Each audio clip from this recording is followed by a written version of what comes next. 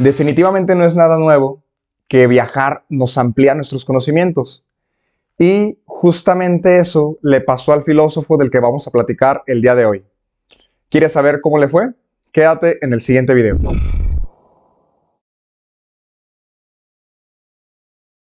Bienvenido a Café y Filosofía. Yo soy Oscar Navarro. Como ya sabes, en este canal normalmente comparto contenido que tiene que ver con temas introductorios a la filosofía, vidas de filósofos o alguna cuestión de la actualidad en los que la reflexión filosófica nos puede ayudar. Nacido alrededor del año 570 a.C., Genófanes de Colofón decidió abandonar su ciudad debido probablemente, según los historiadores, a una invasión persa. Esta situación lo terminó motivando para que su vida fuera todo un viaje y una aventura. Un aspecto importante es que abandonó la ciudad desde su juventud. Gran parte de su vida la dedicó a viajar sin morada fija, sin rumbo fijo. Durante ese lapso de tiempo se ganó la vida como poeta, cantando especialmente los poemas homéricos, pero también algunas composiciones propias. Esta condición de viajero lo ayudó a ampliar bastante su pensamiento, trayendo concepciones nuevas muy por encima de las tradicionales que acostumbraban a tener en su ciudad natal y especialmente en esa área de Occidente. Todas estas cuestiones que vivió, los viajes que realizó, lo ayudaron a desarrollar diferentes visiones del mundo. Una de las cuestiones más importantes con las que definitivamente chocó directamente con el pensamiento de su época fue una crítica específica a los dioses, o al menos a la concepción de la divinidad que tenían en ese entonces el vulgo, ¿sí? El pueblo, ya que ataca directamente la visión tradicional de las divinidades, especialmente los poemas de Homero y de Hesíodo. Recuerden que él era cantor, era poeta, entonces ya estaba familiarizado más o menos con estos cantos. Entonces no fue para él difícil criticarlos, una vez que ya tenía suficiente criterio y que había decidido formar su propio pensamiento, sus propios juicios. ¿Cómo iba a afectar esto en las creencias regulares de las personas? Bastante, especialmente en la antigua Grecia. ¿Por qué? Si recuerdas uno de los videos que vimos hace ya tiempo relacionado precisamente con los poemas de Homero y de Hesíodo, te voy a dejar aquí una tarjeta por si quieres ver de qué estábamos hablando. Recordarás que gran parte de la religiosidad, de la espiritualidad, de la manera de ver a la divinidad del pueblo griego estaba fundada precisamente en estos dos escritores. ¿Critica toda su obra? No, pero va a dar un punto clave que va a ser un gran avance para cuestiones de teodicea.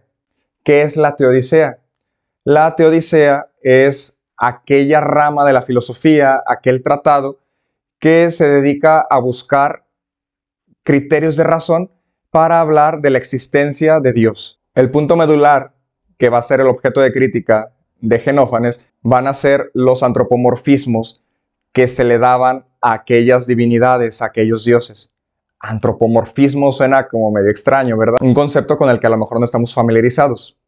Lo vamos a dividir para que podamos entenderlo mejor. Viene de la palabra antropos, que en este caso hace referencia al hombre, el hombre visto como ser humano, y morfos, forma. Entonces, al hablar de antropomorfismos en la divinidad, estamos utilizando el término refiriéndonos específicamente a las concepciones relacionadas con el ser humano que se le intentan dar a los dioses para poder explicar aquellas cosas que no sabemos cómo expresar. Y es donde empezamos a ver en las religiosidades antiguas aspectos demasiado humanizados en diferentes deidades. Cuestiones de vicios, cuestiones sexuales, de lujuria, de ira, ¿sí? Diferentes aspectos de venganza. Todo ese tipo de detalles que son propios del corazón humano, del pensamiento humano, eran plasmados en los dioses. Y una de las críticas más grandes de Genófanes va a ser precisamente eso. Él no va a negar la existencia de la divinidad, simplemente va a afirmar que es imposible que la divinidad sea igual a los hombres, es decir, al ser humano. Este pensamiento revolucionario pone en tela de juicio cualquier concepción tradicional que se tuviera de los dioses. Por lo tanto, afectaba directamente la religiosidad popular. Y más teniendo en cuenta que estaba contradiciendo a los cantores tan aclamados que se tenían en la época. Y de hecho tal cual lo afirma de la siguiente manera. Voy a leer un fragmento de sus escritos para que podamos adentrarnos un poco más en qué era lo que pensaba. La cita que voy a leer está tomado del libro de La filosofía en sus fuentes de Francisco Montes de Oca. Totalmente recomendado si van introduciéndose al mundo de la filosofía, porque este autor nos ayuda a plasmar de manera general el pensamiento desarrollado en la filosofía a lo largo de los siglos. Dice así: hay entre los dioses un Dios máximo, que es máximo también entre los hombres. Ni por el cuerpo ni por el pensamiento es semejante a los mortales. Entonces vemos aquí una concepción de su pensamiento que probablemente en la actualidad nos pueda parecer normal o incluso ya está superado este aspecto.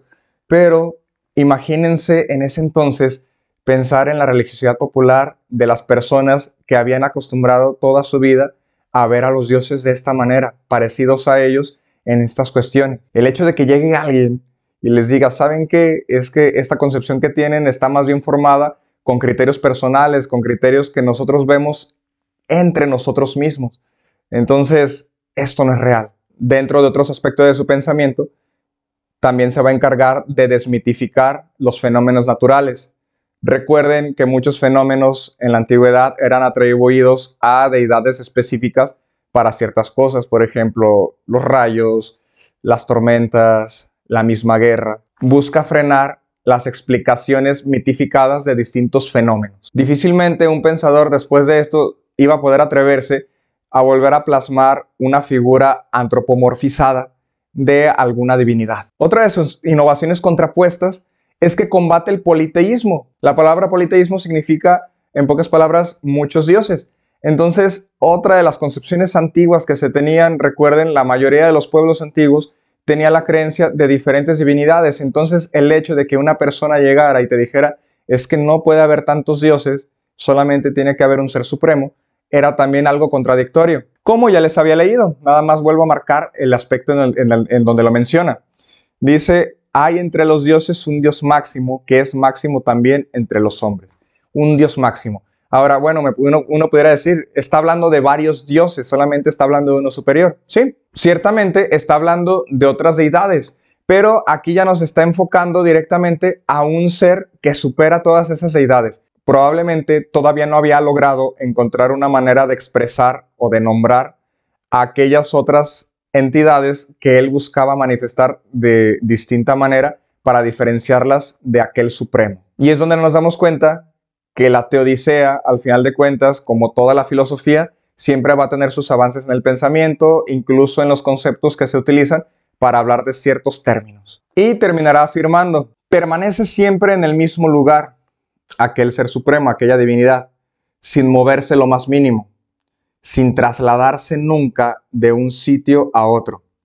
No ha habido en el pasado, ni habrá en el porvenir, hombre alguno que posea un conocimiento cierto de los dioses. En pocas palabras, estaba diciendo que no había ningún ser humano que fuese capaz de dar un criterio certero, un criterio seguro de cómo era en realidad la divinidad. De hecho, este mismo pensamiento de un Dios inmóvil que permanece inmutable lo va a retomar más adelante Aristóteles. Ahora bien, todo su pensamiento se le ocurrió de la nada y fue planteado por su propia originalidad. Definitivamente era un genio, pero no todo era solamente directamente de sus criterios. Muchas de sus concepciones van a estar tomadas directamente de los filósofos de la fisis, aquellos filósofos de la naturaleza, aquellos que encontraron como principio de todo alguna de las fuerzas naturales. De hecho, esta influencia lo llevará a considerar en muchas ocasiones a ese Dios como el cosmos. Otro aspecto importante de su pensamiento y que también llama la atención es que él va a ver la Tierra como principio, pero en esta ocasión, a diferencia de antiguos naturalistas, no lo va a considerar como principio de todo, solamente como el principio de nuestro mundo. Y ya como último aspecto, vale la pena también comentar que tuvo una vida bastante amplia. Murió alrededor del 480 a.C., es decir, que su vida duró alrededor de 90 años. Entonces ya sabes, si vas a viajar, aprovecha y lleva un cuaderno. Quién sabe y tengas un genio dentro, y al ampliar tu conocimiento mientras estás realizando aquellas aventuras, podamos descubrir alguna cosa innovadora que nos pueda ayudar en el pensamiento futuro. Si te ha gustado este video, te agradecería mucho que le dieras un like y le des clic al botón de compartir para que más personas puedan llegar a encontrar su contenido. De igual manera, no olvides suscribirte y activar la campana de notificaciones para que YouTube te informe en el momento que suba otro video. Gracias por escucharme, nos vemos en el siguiente viaje.